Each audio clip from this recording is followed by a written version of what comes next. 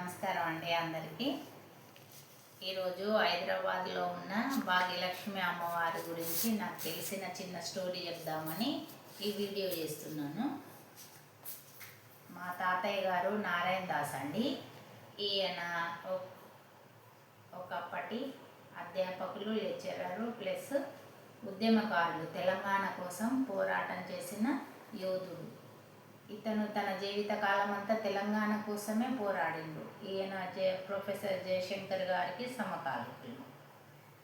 అయితే మా తాతయ్య గారు అంటే మా చిన్న తాతగారు అన్నట్టు. మాకు ఎప్పుడు కలిసేవాడు కాదు, ఎప్పుడో ఒకసారి 2 సంవత్సరాలు, 5 సంవత్సరాలు, 3 సంవత్సరాలు అట్లా. నా చిన్నతనం మొత్తంలో 20 ఏళ్ళు వచ్చేసరికి 2 సార్లు 3 సార్లు చూసిన. కానీ వచ్చినప్పుడు మాత్రము మంచి మంచి హిస్టరీకి సంబంధించిన స్టోరీస్ చెప్పేవాడు. నిజంగా జరిగినవి, దాని గురించి ఉన్న చరిత్ర అలా చెప్పేవాడు. అలాంటిదే ఈ భాగ్యలక్ష్మి అమ్మవారి స్టోరీ. అయితే ఒకసారి వచ్చినప్పుడు స్టోరీ చెప్తా ఉన్నాడు. ఈ భాగ్యలక్ష్మి అమ్మవారు మనకి ఎలా వచ్చారు ఏంటి అనేది చెప్తున్నాడు. తాతయ్య, మరి మీరు ఇంత చెప్తున్నారు కదా, చార్మినార్ దగ్గర ఉన్న భాగ్యలక్ష్మి అమ్మవారి గురించి చెప్తున్నారు. అసలు చార్మినార్ అంటేనే మనకు నవాబులకు సంబంధించింది. మరి అక్కడ ఈ భాగ్యలక్ష్మి అమ్మవారి గుడి ఎలా ఉంది? మన గుడిని పక్కన పెట్టి చార్మినార్ కట్టారా, లేకుంటే చార్మినార్ కట్టిన తర్వాత గుడి తయారైందా అని నేను కూడా ఒక క్వశ్చన్ అడిగాను. అంటే కాదమ్మా, చార్మినారే ముందు కట్టారు, గుడి తర్వాత తయారైంది, దాని స్టోరీ నేను చెప్తాను వినమని చెప్పడం మొదలుపెట్టాడు. ఏంటంటే భాగ్యలక్ష్మి అమ్మవారిని ఎవరో కట్టిన గుడి కాదు, ఎవరు ప్రతిష్టాపన చేయలేదని. అది స్వయంభూ అమ్మవారు. నిజానికి ఆ భాగ్యలక్ష్మి అమ్మవారే వచ్చి అక్కడ నిలబడిపోయింది. ఈ హైదరాబాదును, భాగ్యనగరాన్ని మంచి భాగ్యంతో అంటే సంపదతో నింపాలని వచ్చిన అమ్మవారు సంకల్పించుకుని, అమ్మవారే హైదరాబాదును చల్లగా చూడాలని వచ్చిందంటే నాకు ఇంకా ఇంట్రెస్ట్ పెరిగింది. తాతయ్య, మరి ఆ స్టోరీ చెప్పండి అంటే చెప్పడం మొదలుపెట్టాడు. చార్మినార్ కట్టిన తర్వాత అక్కడ చార్మినార్ కాపలా కోసము ఒక కాపలాదారిని పెట్టారు. అతను గుల్లవారంట. అతను డే అంతా ప్రాపర్టీకి ఏం ఖరాబ్ కాకుండా, ప్లస్ అక్కడికి వచ్చిన వాళ్ళు ఎవరు, వెళ్ళే వాళ్ళు ఎవరు అలాంటివి చూడడానికి. నవాబులు మస్తు ప్రాపర్టీస్ అన్నిటికీ కాపలా పెట్టుకుంటారు కదా, అట్లనే అక్కడ కూడా ఒక కాపలాదారుని పెట్టిందంట. పెడితే అట్లా కొన్ని రోజులు గడిచింది. ఒకరోజు ఒక అమ్మాయి 18-17 సంవత్సరాలు ఉన్న అమ్మాయి చక్కగా తయారయ్యి ఈయన ముందట వచ్చి నిలబడిందంట ఈ కాపలాదారు దగ్గర. బాబు, నేను మీ నవాబుని కలవాలి, మీ నవాబుని ఇక్కడికి పిలిపించు అందంట. ఈయన ఆశ్చర్యపోయాడంట. ఏంటి నువ్వు వచ్చినావని మా నవాబు గారు నేను చూడడానికి వస్తాడా ఏంటి? అట్లా కాదు, నీకు అవసరం అనుకుంటే అంతఃపురానికే వెళ్ళి నువ్వు చూడు, కానీ ఇక్కడికి ఎందుకు వస్తాడమ్మా అని అతను అన్నాడంట. అలా కాదు, నువ్వు పోయి నేను వచ్చినా అని చెప్పు, నీ నవాబు వస్తాడని. ఈమె మళ్ళీ అదే మాట రిపీట్ చేసిందంట. అయ్యో తల్లి, తనంత ఆజామాషిగా వచ్చేవాడు కాదు, మీరు వెళ్ళి కలవండి అంటే లేదు లేదు, నువ్వు నేను వచ్చానని చెప్పు, తర్వాత తను వస్తాడా రాడా అన్నది పక్కన పెట్టు, రాకపోతే నేను వెళ్ళిపోతానని చెప్పు. నేను వెళ్ళిపోతే ఇక్కడ సామాన్ అది ఇది ఉంది, ఎవరు కాపలాగా వస్తారు, మా యజమాని నన్ను కొట్టి పడేస్తాడంటే లేదు, నీ సామానుకంతా నేను కాపలాగా వస్తాను నువ్వు వచ్చే వరకు. నువ్వు మాత్రం నేను వచ్చిన విషయాన్ని మీ యజమానితో చెప్పమని పంపిస్తాడు. అయ్యో రామయ్య వినేటట్టు లేదు, మా యజమాని ఏమంటాడో ఏమో, ఇక తప్పేలా లేదనుకొని ఇతను మెల్లగా అంతఃపురానికి వెళ్ళిందంట. నవాబులు ఉన్న కోటకి వెళ్ళి ఆ కాపలాదారులు ఉంటారు మనలాగా ఇప్పుడు పోగానే కలవడం కాదు కదా, స్టెప్ బై స్టెప్ 3 స్టెప్పులు ఉండేవాళ్ళంట ఈ నవాబుకి కాపలాదారులు. ఫస్ట్ అతని దగ్గరికి వెళ్ళి ఇట్లా నవాబుని కలవడానికి ఒక అమ్మాయి వచ్చింది, కొంచెం మీరు నన్ను పంపిస్తే నేను నవాబుకి చెప్పి నేను నవాబుని తీసుకెళ్తా అంటే వాళ్ళు కాపలాదారులు నవ్విండ్రంట. ఏంట్రా అమ్మాయి రావడం ఏంటి, నువ్వు నవాబుని తీసుకెళ్ళడం ఏంటి అని. లేదండి నిజమేనండి అంటే, అయ్యో వీళ్ళు వదిలేలా లేరు, నేనేం చేయాలి, ఆమెమో వినట్లేదు అని అనుకున్నాడట. అనుకొని అప్పుడు అత్యవసరంగా కలవాలంటే 1 గంట కొడితే నవాబు వెంటనే పర్మిషన్ ఇచ్చేవాడంట అర్జెంటుగా. అట్లాంటిది ఒక గంట ఉండేదంట ఆయన అంతఃపురం. గంట కొట్టిండంట. కొడితే అయ్యబ్బో వీడికి నిజంగానే ఏదో అత్యవసరం ఉన్నట్టుంది, వెళ్ళనిమ్మని ఈ 3 స్టెప్పుల కాపలాదారులు కూడా ఒక్కొక్కరు పంపించారంట. పంపించిన తర్వాత రాజాగారికి గంటల సౌండ్ వినబడుతుంది కదా, ఆయన రెడీ ఉన్నాడంట. ఈయన ఎందుకు వచ్చాడా ఏంటా విందామని. ఏంటి బాబు ఎందుకు వచ్చావని తన భాషలో తను అడిగిండు. అడిగితే అప్పుడు ఇట్లా జరిగిందండి, ఒక అమ్మాయి వచ్చింది, ఆ అమ్మాయి నిన్ను కలవాలనుకుంటుంది, కానీ ఆమె ఇక్కడికి రాదంట, మిమ్మల్ని అక్కడికి రమ్మంది చార్మినార్ దగ్గరికి అని చెప్పింది.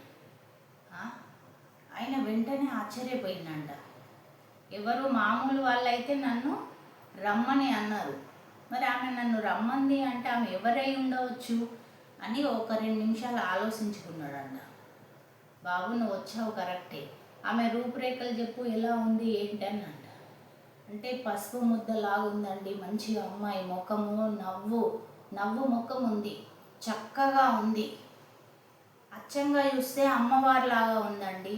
చక్కటి కూరలు, మంచి పెద్ద బొట్టు, మంచి కళ్ళు, కాళ్ళకు పారాని పసుపుతో చక్కటి చీర కట్టుకొని బాగుందండి అని చెప్పిందంట. చెప్పేసరికి నవాబు ఆశ్చర్యపోయిందంట. సామాన్యులు ఎవరు తెలంగాణలో అంత తయారయ్యే రారు ఆడపిల్లలు, ముఖ్యంగా ఆడపిల్లలు ముందుకు రారు. నవాబు అంటేనే భయపడి దూరం పోతారు. ఈ హైదరాబాద్లో అడుగడుగున అమ్మవార్లు ఉంటారు. ఆ విషయాన్ని నవాబు కూడా నమ్మేవాడంట. హైదరాబాద్ అంటేనే అమ్మవార్లకు పుట్టినిల్లు, ఎక్కడ చూసినా అడుగు అడుగుకు ఒక అమ్మవారు కూడా ఉంటుంది. అట్లా ఈ అమ్మాయి వచ్చిందంటే ఈమె మామూలు అమ్మాయి కాదు, అరే వచ్చినామే ఆ అమ్మవారే, నాకేదో మంచి జరగబోతుంది, అమ్మ ఇక్కడే ఉండాలంటే ఏం చేయాలని ఆలోచించిందంట 2 నిమిషాలు. అమ్మవారు ఇక్కడ ఉండాలి, ఆమె లక్ష్మీ రూపమై ఉండాలి, నా దేశము పేరు ప్రఖ్యాతులు పొందాలనుకున్నాడంట. అనుకొని కాపలాదారు తలను నరికేసిందంట. ఆ ఎదురుగా ఉన్న కాపలాదారులు, ఎదుట ఉన్న పని సేవకులందరూ ఆశ్చర్యపోయారంట. అయ్యో పిచ్చోడా ఏం తప్పు చేసావురా, నవాబుకి ఎంత కోపం వచ్చింది, నీ తల నరికేశాడని ఆశ్చర్యపోయి చూస్తున్నారట. కానీ గవాల్ని ఏం అనలేరు కదా, అందరు ఊరికే చూస్తున్నారంట. ఏం పర్వాలేదు, మీరేం అనుకోకండి, తను చనిపోయినా కూడా మనకు మంచి జరుగుతుందని చెప్పిందంట. ఒక మనిషిని చంపి మంచి జరుగుతుంది అంటున్నాడు ఏంటా అని వీళ్ళందరూ ఆశ్చర్యపోయిందంట. ఈ శవాన్ని తీసుకుపోయి పక్కన పెట్టేసి ఏదో కార్యక్రమం కానిచ్చి, అక్కడ ఉన్నామే అమ్మాయి కాదు అమ్మవారని నవాబు తెలుసుకున్నాడు. అమ్మవారి కాపలాదారు కోసం నిలబడి తెల్లవారిపోతుందంట.